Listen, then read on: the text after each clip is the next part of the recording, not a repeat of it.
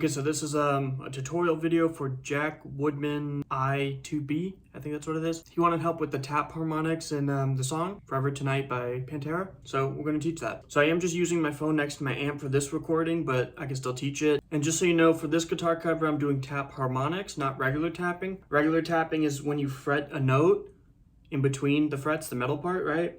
And you press down on it, you mute the other string so it doesn't ring out, and then you just tap with the other hand.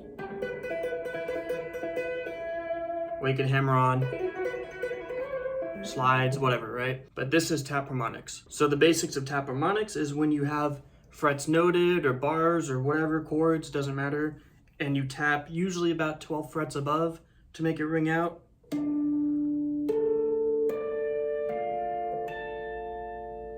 See? I'm just outlining that chord with a tap. You're actually tapping the metal, the actual fret. So for the Pantera song, the tapping, we're barring everything from the 5th fret from the D string down to the high E, and then we're taking our ring finger and we're putting it on the 7th fret D, middle finger on the B on the 6th fret. And the reason why we're barring everything is because later on we have to transfer it over here while barring it and transfer it back here, so it's easier to bar everything. Another thing with tapping is, if you can see with my pointer finger, I'm using the pads in my top finger to mute the A string so it doesn't ring out as much if I accidentally hit it. Because if I don't have it, you know, you want to mute as much things as possible, whether it's the top pad or the bottom pad of your finger touching other strings. Just have whatever you want to ring out. Try to mute the other things if possible. You could even use your thumb if you need to. Okay, but back to the actual riff of the song. We got this shape right here that we talked about. Barred 5th fret all the way down, D to the high E string, 7 on the D, 6 on the B, and we're gonna tap 19, we're tapping the actual metal, 19 on the D, and then 18 on the B, back to that 19, back to the 18, and then we're gonna release these two fingers, have our 5th fret barred, and I'm going to do 17 on the B, G, and D. Then we're going to slide it to the 3rd fret, have it barred too, 15 on the B, G, and D,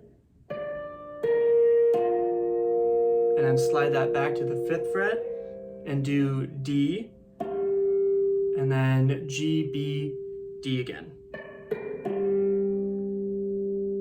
So that little riff does go 3 times, and then at the very end of my cover, I'm doing this, where I'm hitting the 19 and 18 at the same time, or 7 and 6 up here fretted.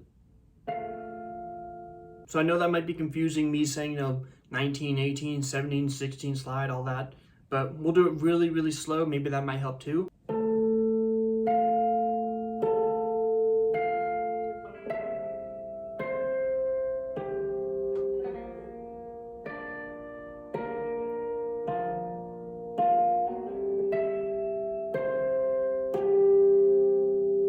We'll do a little bit faster now.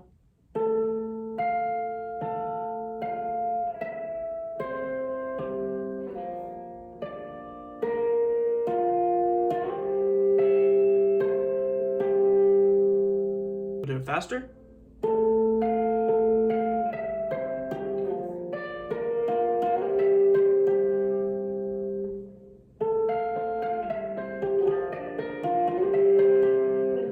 So we'll do everything slow, including the ending part at the end, just one riff going.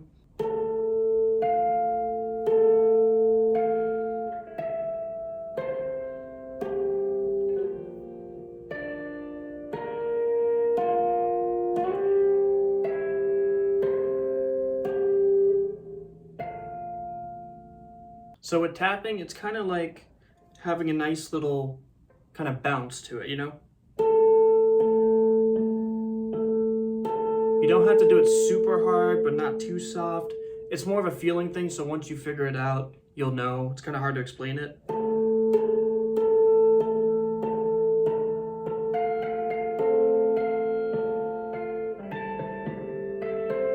So one thing that might help with ringing it out is maybe you might have to have a heavier touch on the thinner strings than the thicker strings. Just so it rings out evenly in loudness and all that stuff. But just experiment, have fun, take it slow. Anything you're trying to learn, take it slow. Don't rush it. You want to make it as perfect as you can and get better at it. So hopefully that video helped with a little bit of tricks and tips and muting and all that. But you guys take care. Have a good rest of your day. Bye.